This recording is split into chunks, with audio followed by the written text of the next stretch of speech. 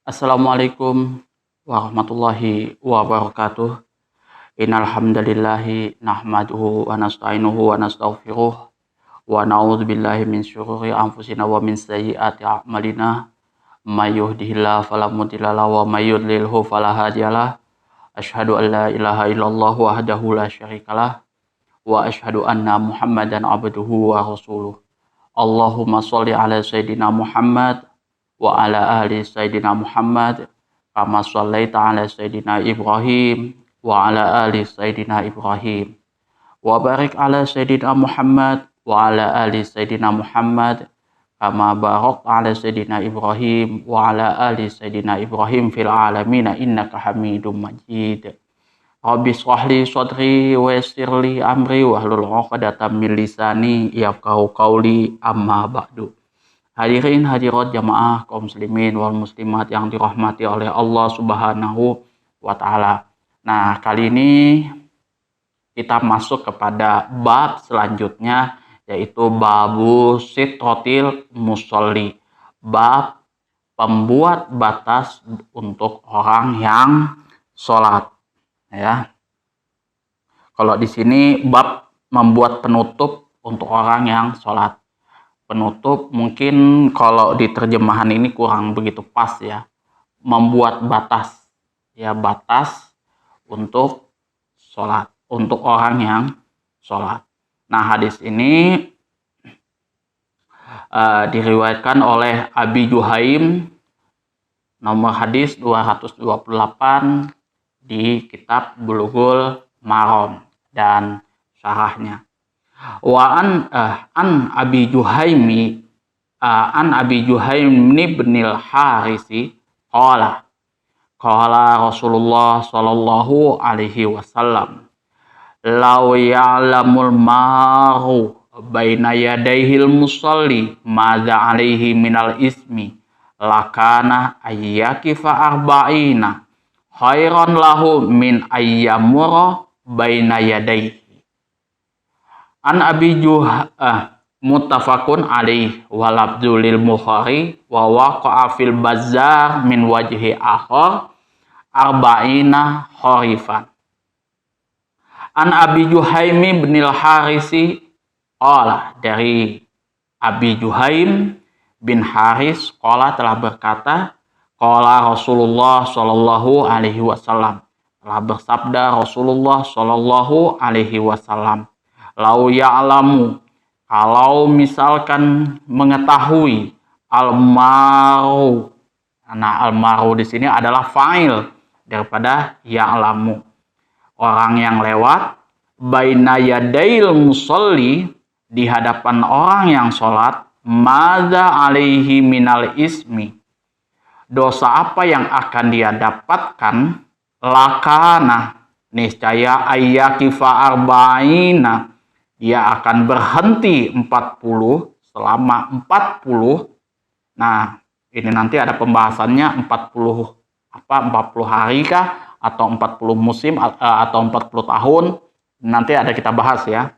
40 di sini khairan lahu, itu lebih baik bagi seseorang yang mau melewati, mau melintas tadi, min ayyamur, daripada dia melintasi baina yadail atau baina yadai musalli, melintasi di hadapan orang yang sholat. Muttafaqun alaihi, hadis ini diriwayatkan oleh Imam Bukhari dan Muslim melalui jalur sahabat yang sama. Walabzulil Bukhari, dan lafat hadis ini adalah menurut Imam Bukhari.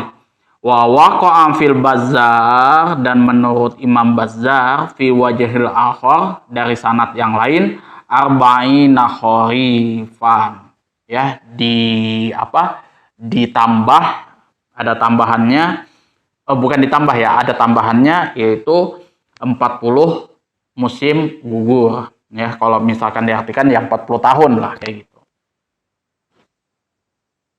Nah, jadi kalau misalkan seseorang yang mau melintas, ya, di hadapan orang yang sholat, ya,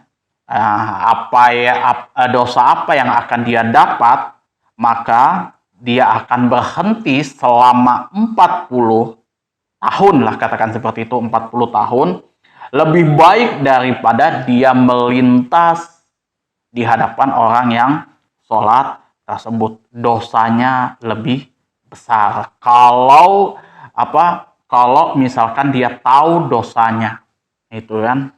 Jadi ini benar-benar diperhatikan ya, benar-benar diperhatikan. Jadi teman-teman jangan sampai menggampangkan hadis ini, ya kan. Kalau misalkan teman-teman lagi posisinya sesibuk apapun, misalkan melintas di depan langsung tepat di hadapan orang yang sholat, itu dosanya besar. Jadi kalau misalkan kita tahu nih seberapa besar dosanya ditampakkan oleh Allah nih, maka kita nggak akan berani melintas di hadapan orang yang sholat. Itu. Ya karena ya Allah belum menampakkan saja kan, makanya ya kadang ada orang yang seperti itu. Dan di sini posisinya kita harus membuat batas supaya orang tahu ya yang mana saja yang boleh dia lewati. Nah, kalau di Indonesia jangankan melintas, kalau sholat Jumat tuh kan ada kereta kayak gini, ya kan, kereta apa ya, kotak amal ya kan, biasanya kan pakai roda tuh. Nah, lewat ya gitu, mereka nggak berani tuh melewatkan di hadapan orang yang lagi sholat. Biasanya langsung dianukan ke belakangnya, kayak gitu. Itu ya alhamdulillah kalau di Indonesia itu sudah paham ya kan tentang hadis yang seperti ini. Nah, kalau kita lihat makna keseluruhannya adalah untuk menjaga kesinambungan khusyuk dalam sholat dan demi menyucikan berdirinya seorang hamba di hadapan Sang Pencipta yang Maha Agung, maka pentasyri yang bijaksana menjadikan sholat sebagai sesuatu hal yang suci, yaitu mulai dari tempat berdirinya hingga tempat sujudnya. Jadi kenapa seseorang tersebut tidak boleh melintas di hadapan orang yang sholat? Karena dikhawatirkan ada najis ya yang jatuh lah, atau mungkin yang menempel di tempat orang yang sujud tersebut. Maka tidak boleh bagi kita coba-coba melintas di hadapan orang yang sholat. Jadi tempat sujudnya itu harus benar-benar suci gitu, steril. Rasulullah SAW memperingatkan agar seseorang jangan sekali-kali lewat di hadapan orang yang sedang sholat, karena perbuatan itu melanggar daripada kesucian sholat ya. Jadi istilahnya itu juga mengganggu kekhusyuan orang yang sholat. Jadi kita nggak boleh melintas di hadapan orang yang sedang sholat. Beliau Shallallahu Alaihi Wasallam memperingatkan dengan siksaan yang pedih dan amat ringanlah bila dibandingkan dengan berdiri menunggu orang yang selesai dari sholatnya, sekalipun memakan durasi 40 hari. Ya, memakan waktu 40 hari. Nggak usahlah 40 hari. Sehari saja sudah ada berapa kerugian yang kita derita. Ini 40 hari karena dosanya itu bukan main-main kalau kita melintas di hadapan orang yang sedang sholat. Bahkan 40 bulan hingga 40 tahun. Ya. Jadi ya kalau 40 hari mungkin oke masih. Bahkan 40 bulan sampai 40 tahun pun itu belum, nggak bisa lebih baik lah kita berhenti di situ ya kan, karena dosanya memang betul-betul besar. Kalau kita dilihatkan oleh Allah dosa apa yang akan kita dapat pada saat kita melintasi orang yang sedang sholat. Alangkah ringannya siksaan dunia, betapapun beratnya bila dibandingkan dengan sekejap waktu dari azab akhirat. Nah, tuh ya. Jadi untuk teman-teman ya, kalau misalkan membaca hadis 228 ini ya, jaga baik-baik ya kan, jangan sampai coba berani-berani melintas di hadapan orang yang sedang sholat gitu ya. Itu perlu teman-teman perhatikan. Tapi ya kalau yang saya lihat, sejauh yang saya tahu, kalau di Indonesia itu aman kalau bab ini ya kan.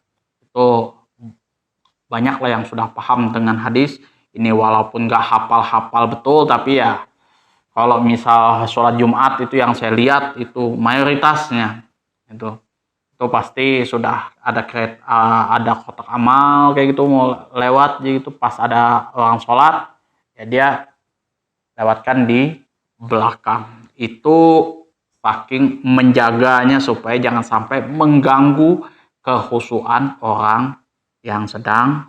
Nah, itu tadi adalah makna keseluruhannya. Sedangkan kalau kita lihat analisis lafadznya, yang pertama sutratul musholla di sini artinya penutup atau penghalang, atau ya kalau saya artikan di sini pembatas untuk tempat sholat. Sesuatu yang dipasang oleh orang yang akan sholat di hadapannya berupa tanda yang menunjukkan tempat sholatnya, ya kan, atau berupa sesuatu yang lain. Hal ini dimaksudkan sebagai penghalang bagi orang yang akan lewat di hadapannya agar tidak melewatinya. Kalau di Indonesia penghalangnya itu, pembatasnya itu sajadah, ya kan. Seberapa panjang sejadahnya ya sebatas itu tempat sujud. Jadi kita melintas di luar sajadah orang tersebut ya sudah, itu sudah tidak ada masalah itu kan. Nah, artinya kalau orang sudah ngampar sejadah itu artinya dia sudah membuat pembatas. Lau ya'lamu, seandainya ia mengetahui dosa yang akan menimpa seseorang, yang mengetahui bahwa perbuatannya itu dilarang lalu dilanggarnya. Jadi kalau seseorang tersebut sudah posisinya sudah tahu, kayak misalkan saya kayak gitu sudah tahu nih dosa apa yang akan saya dapat, itu hadis ini pun juga saya sudah tahu. Nah, maka kalau kita melanggar, kalau saya melanggar, maka dosanya akan berat. Kecuali ya kalau misalkan orang yang nggak tahu, ya kan, yang nggak pernah belajar agama ya oke. Tapi itu tadi kita tepis seperti ini ya kan, itu sudah kita nggak boleh melanggar gitu kan. Kadang ada juga orang yang ngeyel dan kekeh kayak gitu karena saking mungkin mau cepat-cepatnya sudah dibikin begini itu itu beda lagi. Itu almaru baina yadai, lewat di hadapan orang yang sedang sholat, diungkapkan dengan lafadz yadai yang artinya kedua tangan, karena sebagian besar pekerjaan dilakukan oleh tangan. Jadi kalau misal kita di luar sholat nih bekerja, maka ke sebagian besar apa yang kita lakukan itu dilakukan dengan tangan ya kan. Apalagi kalau misalkan kita ngetik komputer, ngedit video dan lain sebagainya, itu mayoritas tangan yang kita gunakan. Pakai handphone apa gitu. Sholat pun seperti itu juga, mayoritas menggunakan tangan. Itulah kenapa menggunakan lafadz yadai gitu.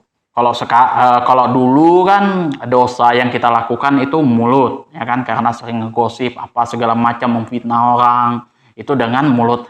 Sekarang kita memfitnah orang itu lewat tangan ya kan, jari jemari. Itu dosa yang besar ya kan. Itu minal ismi, berupa dosa. Lafadz ini berkedudukan sebagai hal keterangan mengenai akibat yang akan menimpa. Tetapi lafadz ini tidak terdapat di dalam kitab Shahihain ya, dua kitab Sahih Bukhari dan Sahih Muslim. Jadi ya kalau misalkan di sini diterangkan tidak ada terdapat di dalam dua kitab Shahihain, Sahih Bukhari dan Sahih Muslim jangan sampai dikecam kayak Bang Ardi Armando itu kan. Ya. Jangan sampai saya dibully kayak Bang Ardi Armando kan. Bang Ardi Armando mengatakan bahwasanya perintah sholat 5 waktu itu tidak ada di dalam hadis itu kan ya. Mengerjakan sholat 5 waktu itu kan tidak ada di dalam Al-Quran. Ya itu sih ya wajar-wajar saja kan. Yang ada memang adanya di dalam hadis. Jadi ya kalau di Al-Quran itu cuman adanya aqimus sholah wa atuz zakah kayak gitu. Nah kalau di hadis, nah baru dijelaskan di situ waktu-waktu sholat. Ya kan kita sudah ya bahas kemarin itu kan di hadis nomor 151 dan 177. Silakan teman-teman bisa ulang-ulang lagi. Mau dari muqaddimahnya atau kitab-kitab yang lain itu juga ada. Itu semua ada di dalam hadis. Begitu juga ya ini tadi. Nah, lafadz minal ismi ini itu tidak terdapat di dalam kitab Shahihain. Kitab Shahihain ini Bukhari dan Muslim. Arba'ina, makna yang dimaksud ialah mubalaghah dan bukan merupakan batasan tertentu, ya, melainkan menunjukkan lamanya masa. Jadi mubalaghah ini artinya dia bukan hanya 40 hari, tapi ya bisa lebih lama lagi daripada itu. Itu kalau misal ustadz-ustadz yang sudah paham dengan ilmu balaghah, mantik dan lain sebagainya, saya yakin tidak ada problem di dalam memahami hadis ini, ya kan? Seperti itu. Kalau kayak saya yang awam ini otomatis saya mesti harus ngelihat syarahnya juga, seperti itu. Khairon berkedudukan sebagai khobar kana. Ada isim kana, ada khobar kana. Sedangkan masdar yang munsyabi kedudukannya menjadi isimnya. Bentuk lengkapnya ialah seandainya ia mengetahui dosa apa yang akan menimpanya, lebih baik ia berdiri menunggu daripada melewatinya. Itu kalau konteks fullnya di dalam bahasa Arab, dan kalau misalkan kita terjemahkan secara bahasa Indonesianya. Jadi seandainya dia mengetahui dosa apa yang akan menimpa bagi seseorang yang mau melintas tersebut, lebih baik ia berdiri menunggu daripada melewatinya. Seperti itu ya. Jadi ya itu tadi, kalau misalkan kita mengaji kitab ini ya mohon maaf, kalau bahasa Arab itu rumitnya bukan main gitu ya, kita memahami bahasa Arab itu. Kayak contoh kitab Kifayatul Awam, itu jujur saja bahasanya itu betul-betul harus kita dalami betul-betul itu nahwu, balaghah, mantiknya seperti itu kan. Nggak bisa kita kayak kitab-kitab yang lain ya, kayak bahasa Indonesia itu kan, nggak bisa. Dia kadang khobar mubtada'nya itu nggak ini kadang terpisah jauh itu, apalagi kalau kitab Fathul Mu'in itu berat itu ya. Min wajhin akhar, dari jalur yang lain, dari jalur muttafaqun alaih. Jadi dari jalur yang lain, dari sanad yang lain selain daripada jalur muttafaqun alaih ya, Bukhari dan Muslim. Kharifan di sini salah satu musim, yaitu musim gugur. Makna yang dimaksud di sini adalah umum, yaitu tahun, dengan menyebutkan nama sebahagiannya, itu kan. Yang dimaksud di sini tahun, ya kan. Kharifan di sini ya musimnya, ya, meskipun dia sebutkan sebagiannya, itu maksudnya artinya 1 tahun, itu yang dimaksud daripada hadis ini. Kemudian yang pertama adalah fikih hadisnya mensucikan tempat berdiri dalam sholat. Jadi kita harus mensucikan tempat berdiri dalam sholat. Yang kedua, menerangkan larangan yang kukuh dan ancaman yang keras bagi orang yang lewat di hadapan orang yang sholat. Diserupakan dengan masalah ini, semua perbuatan yang mengganggu orang yang sedang sholat. Jadi ya, hadis ini membahas bahwasanya kita dilarang mengganggu orang yang sedang sholat. Kenapa? Kalau misalkan di dalam kitab mazhab Syafi'i, kalau misalkan kita sholat zikir setelah sholat itu harus dibaca lirih gitu. Jangan sampai takut-takut ya, itu kita mengganggu orang yang sedang sholat. Kemudian tidak boleh menganggap enteng sesuatu yang dilarang oleh syariat betapapun kecilnya. Jadi ya kalau misalkan hukum itu kita tidak boleh meremehkan kayak gitu kan. Apalagi ya kalau misalkan sekarang kayak gitu kan, ya mohon maaf, banyak yang orang mengatakan ya itu pendapat ente kan, silahkan. Nah, kalau analis saya ya saya kayak gitu. Ya kalau misalkan saya kayak gitu kan punya disiplin masalah ilmu kayak gitu kan. Nah, kalau misalkan apa yang saya kerjakan itu bertentangan dengan syariat agama Islam yang sudah memang betul-betul terikat, itu siapapun orang yang menegur saya, itu saya mesti harus ambil pandangannya. Itu. Kalau misalkan saya tidak setuju, maka saya harus mengutarakan hujah dan datangkan dalilnya. Tuh. Kalau misalkan saya tidak mempunyai dalil, tidak mempunyai hujah, dalil-dalilnya kayak gitu, tidak bisa berargumen, ya saya ikut. Saya ikut. 4. Disyariatkan menanggung bahaya yang paling ringan di antara dua hal yang berbahaya. Ini metode-metode pemimpin ya, terutama yang biasa kan kalau di Indonesia ya seperti itu. Ya kan? Kalau pemimpin-pemimpin di luar negeri ya seperti itu. Dia kalau mengambil kebijakan gitu kan, mengambil sebuah keputusan kayak gitu, dia pikir dulu nih, ini mana nih, resikonya seperti apa nih. Kemudian ini misalkan besar, kalau kita ngambil sendiri resikonya lebih besar. Kalau misalnya ini agak sedang. Nah di sini kalau kita ngambil kebijakan di sini nih, resikonya agak kecil, maka dia ambil yang di sini. Itu bagian daripada syariat agama Islam. Itu banyak diterapkan ya kan oleh pemimpin-pemimpin, presiden-presiden kita yang mulai dari yang sekarang sampai yang terdahulu itu kan. Bukan berarti dia takut, tapi dia menghitung-hitung juga bahaya dan resikonya gitu. Yang kelima, menjelaskan siksaan atas pelanggaran berdasarkan pengetahuan mengetahui hukum-hukumnya. Jadi kalau kayak saya sudah tahu hukum-hukumnya, terus saya melanggar, maka dosanya juga siksaannya juga akan lebih besar. Nah, perawi hadisnya adalah Abu Juhaim, ialah Abdullah ibnul Haris ibnu Summah al-Ansari al-Khazraji, yang meriwayatkan dua hadis. Bishr ibnu Sa'id dan Abdullah ibnu Yasar mengambil riwayat daripadanya. Itulah biografi singkat dari Abu Juhaim. Oke. Itu saja yang dapat saya sampaikan. Kurang dan lebihnya saya mohon maaf yang sebesar-besarnya apabila ada kekurangan, kesalahan kata atau kata-kata saya yang menyinggung hati teman-teman semuanya.